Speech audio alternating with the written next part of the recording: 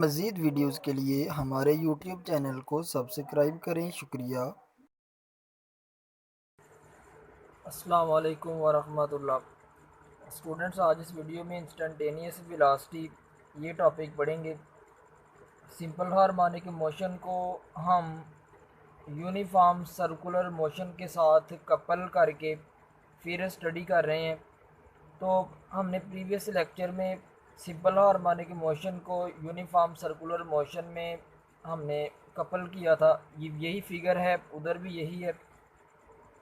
Figure में उधर भी देखा था कि ओ पी जो है, ये पी पॉइंट बॉडी की इनिशियल पोजीशन है। बॉडी इधर को मूव कर रही है। फिगर में पी पॉइंट जो है बॉडी की इनिशियल पोजीशन है, एक इधर इस एक्सेस के साथ एंगल थीटा बना रही है। ये वाला डिस्टेंस एक्स नॉट होगा, ये वाला डिस्टेंस एक्स। जितना एंगल इधर हो उतना ही एंगल इधर होता है। इस पॉइंट को हमने एन कहा था, ये वाला पॉइंट डी था और ये वाला पॉइंट था हमारा ई। हमने इंस्टेंटेनियस वेलोसिटी फाइंड करनी है। हमें पता है कि वेलोसिटी की डायरेक्शन सर्कल के केस में अलोंग द टेंजेंट होती है। इधर को होती है। वेलोसिटी की direction along the tangent circle में हमने ले ली। फिर इस वेलोसिटी को वी पी को दो कंपोनेंट्स में रिजॉल्व कर दिया इस एंगल के थ्रू। अब ये एंगल कैसे आया पहले ये समझते हैं। टोटल एंगल है 90 डिग्री। टोटल एंगल 90 है। अगर मैं टोटल 90 में से ये वाला निकाल दूँ थीटा, तो ये वाला बन जाएगा 90 माइनस थीटा। इसी एंगल के अकॉर्डिंग मैंने वी पी को दो कंपोनेंट्स में रिजॉल्व किया। वी पी का एक कंपोनेंट आ जाएगा एंगल के सामने वाला साइन वाला, V P sine of theta ये वाला कंपोनेंट बन जाएगा। और वी पी का ये वाला कंपोनेंट बन जाएगा V P cause of 90 minus theta, क्योंकि इस एंगल के अकॉर्डिंग हमने वी पी को रिजॉल्व किया। एक वी पी का कंपोनेंट आ जाएगा V P sine 90 minus theta, एक आ जाएगा V P sine cos 90 minus theta. अब फिगर को समझने के बाद हमने ये चैप्टर 5 में पढ़ा था relation v is equal to R omega, relation between linear velocity and angular velocity. इसमें क्या किया है, हमारी वेलोसिटी इधर वी पी है और उधर रेडियस आर होता था सर्कल का। इस केस में सर्कल का रेडियस एक्स नॉट है, एक्स नॉट पुट कर दिया, ओमेगा अपनी जगह पे, इक्वेशन 1 बन गई। अब हमने रिजॉल्व किया फिगर से वेलोसिटी को दो कंपोनेंट्स में, एक आया एक्स वाला कंपोनेंट उसके साथ काज होता है, एक आया वाई वाला कंपोनेंट उसके साथ साइन होता है। एंगल हमने 90 माइनस थीटा लिया। अब इन दोनों में से हमने वाई वाला कंपोनेंट यूज़ कर लिया, ये वाला कंपोनेंट हमने उठा लिया। वी पी वाई की जगह पे जनरली वी पुट कर दिया, वी पी साइन। हमें पता है कि 90 पे ट्रिग्नोमेट्रिक फंक्शन चेंज हो जाता है। नेक्स्ट वीडियो में हम बताएंगे कि कैसे ट्रिग्नोमेट्रिक फंक्शन 90 पे चेंज होता है। इधर सिंपली बस याद रखें 90 एंगल है, साइन चेंज हो जाएगा काज में, और 90 माइनस है। 90 से कोई चीज़ कम करें तो पहले क्वाड्रेंट में काज क्या होता है, पॉजिटिव। इसी को ही मैंने इस फॉर्म में लिखा है, यानी साइन 90 डिग्री माइनस थीटा को लिखा है काज थीटा। अब हमने फिगर से ट्रायंगल यूज़ की ओ एन पी ये वाली ट्रायंगल यूज़ की। इस ट्रायंगल के ऊपर हमने पैथागोरस थ्योरम लगाया, क्योंकि राइट ट्रायंगल है। पैथागोरस थ्योरम होता है हाइपोटेन्यूज का square is equal to perpendicular का स्क्वायर प्लस बेस का स्क्वायर। फिगर में परपेंडिकुलर ओ एन है, फिगर में हाइपोटेन्यूज ओ पी है, ओ पी का स्क्वायर परपेंडिकुलर ओ एन का स्क्वायर प्लस अपनी जगह पे बेस है एन पी का स्क्वायर। अब एन पी का स्क्वायर इधर ही रह गया, ये वाली प्लस टर्म इधर आकर माइनस हो गई। ओ पी की जगह पे एक्स नॉट पुट किया, ओ एन की जगह पे एक्स पुट किया, बोथ साइड्स पे स्क्वायर रूट लिया, ये हमने एन पी फाइंड कर लिया। एन पी क्यों फाइंड किया, क्योंकि नेक्स्ट इसकी ज़रूरत पड़नी है। हमने कंप्लीट किसी तरह फाइंड करनी थी कॉज थीटा की वैल्यू। किसकी वैल्यू फाइंड करनी थी स्टूडेंट्स? कॉस थीटा की। तो कॉस थीटा की वैल्यू फाइंड करने के लिए पहले एन पी चाहिए था, हमने एन पी निकाल लिया। अब कॉस थीटा इजीली आ जाएगा। कॉस थीटा होता है बेस ओवर हाइपोटेन्यूज। बेस की वैल्यू पुट की उसी ट्रायंगल से N P, hypotenuse O P, ये भी हमने देखा ऊपर। बेस की वैल्यू पुट कर दी एन पी की, जो अभी अभी फाइंड की कहा था ना इसको यूज़ करना है, इसको वाकई यूज़ कर लिया। एन पी को ओ पी था एक्स नॉट के इक्वल पुट कर दिया, कॉस थीटा निकल आया। ये कॉस थीटा की वैल्यू इधर पुट करेंगे। जब पुट की इधर पहुंच गए उस इक्वेशन में, इस इक्वेशन में हमने कॉस थीटा की वैल्यू पुट की, इधर पहुंचे। इसके बाद इधर वी पी की वैल्यू भी पुट कर दी। शुरू में वी पी की वैल्यू निकाली थी, शुरू में स्टार्टिंग पे इक्वेशन 1 में, वो इधर पुट कर दी। वी पी था एक्स नॉट ओमेगा की इक्वल पुट कर दी। एक्स नॉट से कट हो गया। ये हमने जनरल इंस्टेंटेनियस वेलोसिटी का फार्मूला बना लिया। यही हमारा पर्पस था इस टॉपिक में, हमने इंस्टेंटेनियस वेलोसिटी का फार्मूला बना लिया। अब मेन पोजीशन पे वेलोसिटी क्या होगी और एक्सट्रीम पोजीशन पे क्या होगी। मेन पोजीशन पे हमें पता है कि डिस्प्लेसमेंट मेन पोजीशन पे ज़ीरो होगा। जब इधर ज़ीरो पुट करेंगे ये सारी टर्म कैंसिल आउट हो जाएगी और यही रह जाएगी स्क्वायर, स्क्वायर रूट से कट जाएगा, बन जाएगी v is equal to omega x naught. इधर पहुंच गई। इससे पता चला कि सिंपल हार्मोनिक मोशन में मेन पोजीशन पे वेलोसिटी क्या होती है? मैक्सिमम। अब एक्सट्रीम पे देखते हैं।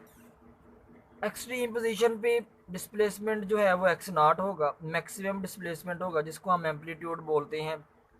फिर अगेन ऊपर वाली इक्वेशन में, इस इक्वेशन में x की जगह पे x नॉट रखा, दोनों कट हो गए, zero zero multiply something zero. इससे पता चला कि मेन पोजीशन पे वेलोसिटी मैक्सिमम और एक्सट्रीम पोजीशन पे वेलोसिटी क्या होती है? ज़ीरो मिनिमम होती है। ये था हमारा topic instantaneous velocity. Instantaneous velocity को हमने इसका फार्मूला ये वाला डिराइव किया। कैसे? सबसे पहले हमने एक इक्वेशन बनाई शुरू में v equal to R omega formula लगा के, एक ये काम किया।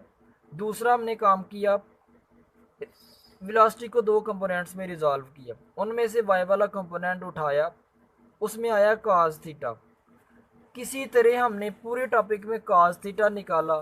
cos थीटा जैसे ही आया था हमने उस इक्वेशन में पुट करके ये वेलोसिटी का फार्मूला बना लिया। फिर मेन पोजीशन पे वेलोसिटी देखी, एक्सट्रीम पोजीशन पे। अब नेक्स्ट पढ़ते हैं इंस्टेंटेनियस एक्सेलरेशन। अब नेक्स्ट इंस्टेंटेनियस एक्सेलरेशन, इसका फार्मूला बनाते हैं। इंस्टेंटेनियस वेलोसिटी को कहा कि उसकी डायरेक्शन अलोंग द टेंजेंट होती है, एमसीक्यूज भी याद रखने। और एक्सेलरेशन की डायरेक्शन सर्कल के केस में होती है टुवर्ड्स सेंटर, जैसे हमने पढ़ा था 9th में सेंट्रीपिटल एक्सेलरेशन। और इधर एफएससी पार्ट 1 में चैप्टर 5 में भी पढ़ चुके हैं सेंट्रीपिटल फोर्स का कॉन्सेप्ट। सेंट्रीपिटल एक्सेलरेशन की डायरेक्शन किधर को होती है? Towards centre. और टेंजेंशियल वेलोसिटी या हमने पढ़ा इंस्टेंटेनियस वेलोसिटी, उसकी डायरेक्शन किधर को होती है?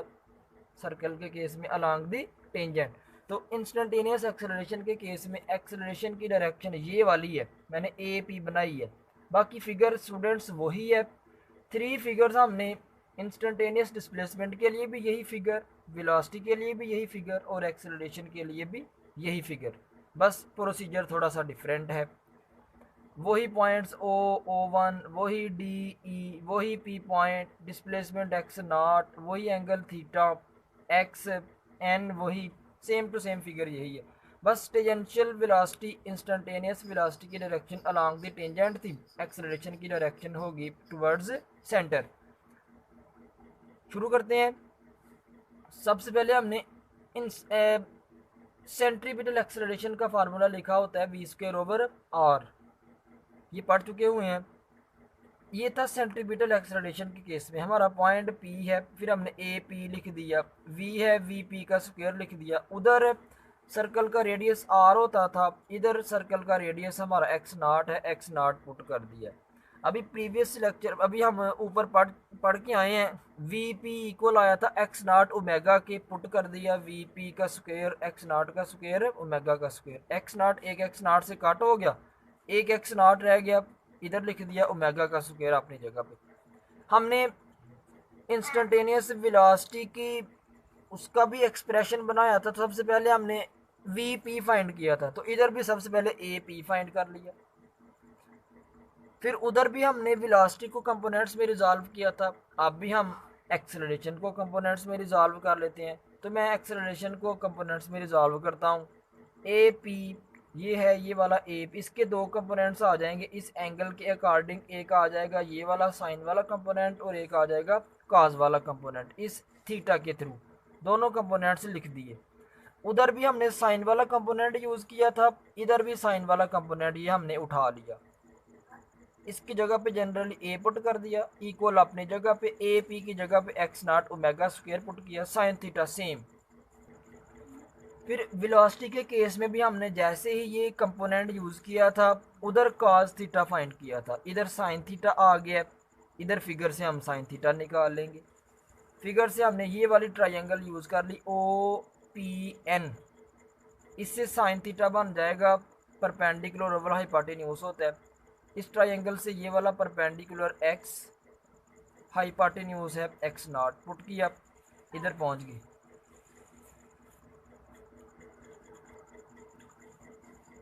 एक्स नॉट डिवाइड हो रहा है या हमने ये वाली वैल्यू जो है इधर पुट की, साइन थीटा की वैल्यू इधर पुट की, इधर पहुंची, एक्स नॉट से कट हो गया, एक्सेलरेशन का फार्मूला बना लिया एक्स ओमेगा स्क्वायर।